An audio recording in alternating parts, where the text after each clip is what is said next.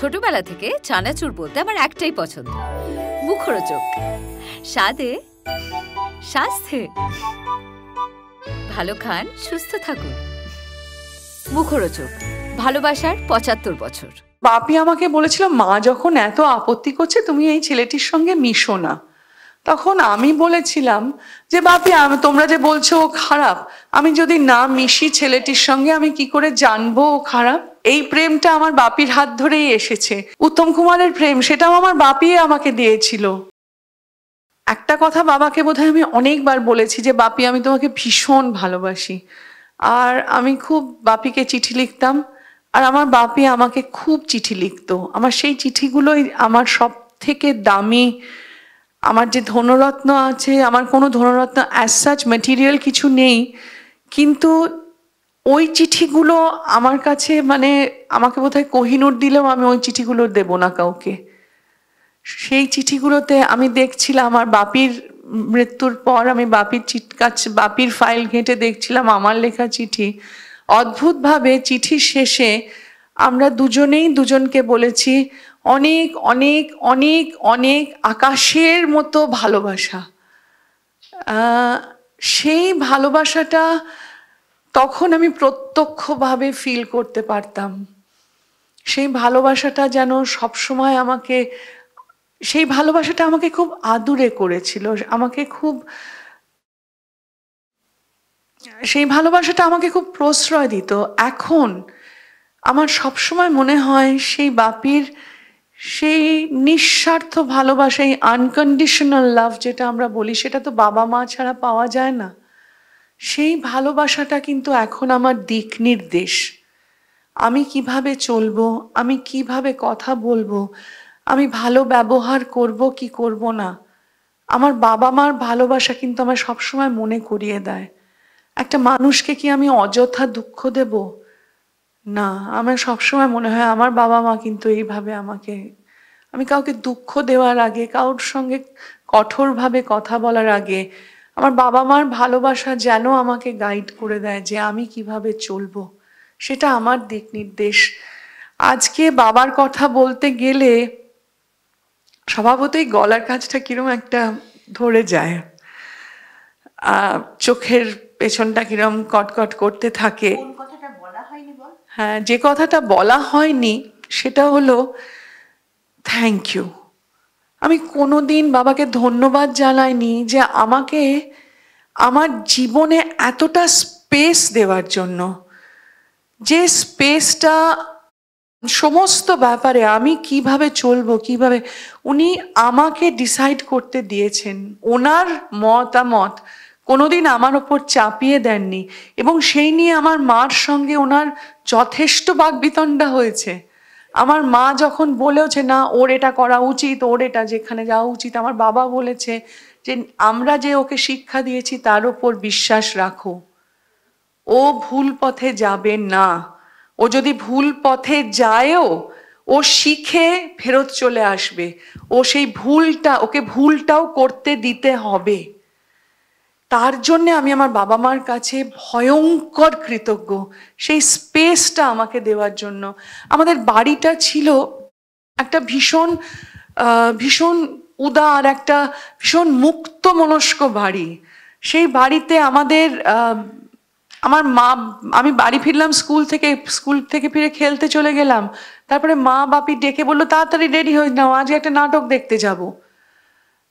তখন আমি বললাম আমার, যদি আমি বলেও ফেলি আমার হোমওয়ার্ক আছে, ঠিক আছে তুমি কাল সকালবেলা হোমওয়ার্কটা করে স্কুলে চলে যাবে, বা এই নাটকটা দেখা খুব ইম্পর্টেন্ট, এই থিয়েটারটা দেখলে তোমার অনেক কিছু তুমি শিখবে, চলো চলো চলো। এখন আমরা রোদার এক্সিবিশন এসছে কলকাতায়, তুমি কোনোদিন যদি তুমি প্যারিস না যেতে পারো, চলো রোদার এক্সিবিশন দেখে আসি, চলো এখানে চিত্তপ্রসাদের ছবির এক্সিবিশন আছে, সেই পেন্টিং এক্সিবিশনে চলো, গান শুনতে চলো। আমার বাবা মা তারা সেরকম, তারা ওয়েস্টার্ন ক্লাসিক্যাল মিউজিক ছাড়া সেরকম পাশ্চাত্য সঙ্গীত বুঝতেন না, মানে মডার্ন যেটা আর কি। কিন্তু তারা সেই, আমার মনে আছে চৌরঙ্গির উপর হ্যারিস মিউজিক হাউস বলে একটা দোকান ছিল, সেই দোকানে গিয়ে তাদের বলতো যে কি নতুন ইংরেজি বা ওয়েস্টার্ন মিউজিক, পপ মিউজিক আছে দিন তো। কারণ ওরা চেয়েছিল যে আমার একটা মানে পৃথিবী একটা ওয়ার্ল্ড ভিউ তৈরি হোক। ওরা চেয়েছিল আমি পৃথিবীর সবকিছু সম্পর্ক জেনে বড় হই এবং আমি একটা কনসিয়াস ডিসিশন চুজ করে একটা ডিসিশন নিই যে আমি কিভাবে আমার জীবনটা চালাবো, আমি কিসে বিশ্বাস করব। এবং আজ আমি বুঝতে পারি, যখন আমি সন্ধেবেলা সব কাজের শেষে শুতে যাওয়ার আগে আমি যখন একটু আলী আকবরের শরৎ চালাই, আমার তখন মনে হয় আমি আমার বাবা মাকে নিয়ে আছি। কারণ তারা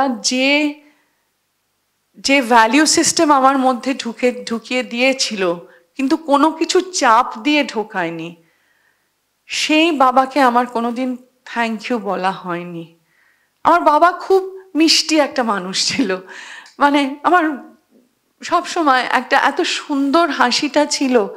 কোনোদিন আমাদের মার তো খুব দূরের কথা, মারধর খাইনি, কিন্তু আমার বাবাকে আমি জানতাম যে আমাদের ডিসিপ্লিন করার বাপি খুব গম্ভীর হয়ে যেত, তখনই আমি জানতাম যে আমি বোধহয় নিশ্চয়ই কোনো ভুল করেছি, আমি কোনো অন্যায় কাজ করেছি। এবং ওনার সেই গাম্ভীর্য আমাকে অনেক কিছু কিন্তু শিখিয়ে দিত। আমার একটা ঘটনা আমি বলছি, আমার মনে আছে, তখন আমি বয়স কত 16 হবে, যে সময় একটা ওই বয়ঃসন্ধি, ওই সময় 16-17, ওই সময় তো ওই অ্যাডোলেসেন্সে আমরা অনেক ভুলভাল ডিসিশন নিয়ে ফেলি, ভুল মানুষকে চুজ করি। তখন আমার একটি বন্ধু হয়েছিল, একটি পুরুষ বন্ধু হয়েছিল, যাকে আমার মা তখন রেগে কাঁই, সে মানে বাড়িতে টেকা যাচ্ছে না, সেই চিৎকার চেঁচামেচি। তো বাপি আমাকে বলেছিল, মা যখন এত আপত্তি করছে তুমি এই ছেলেটির সঙ্গে মিশো না। তখন আমি বলেছিলাম যে বাপি, তোমরা যে বলছো ও খারাপ, আমি যদি না মিশি ছেলেটির সঙ্গে আমি কি করে জানবো ও খারাপ? বাপি তখন আমার হয়ে আমার ঠাকুমা, আমার মা, আমার পিসি সবার সঙ্গে লড়াই করেছিল যে না, ও যখন বলছে যে ও নিজে দেখে যাচাই করবে ছেলেটা খারাপ কিনা, ও যদি দেখে যে ছেলেটা সত্যি খারাপ তাহলে ও সরে আসবে, ওকে এই স্বাধীনতাটা দিতে হবে, ওর মত প্রকাশের স্বাধীনতা, ওর জীবন চালনের স্বাধীনতা দিতে হবে।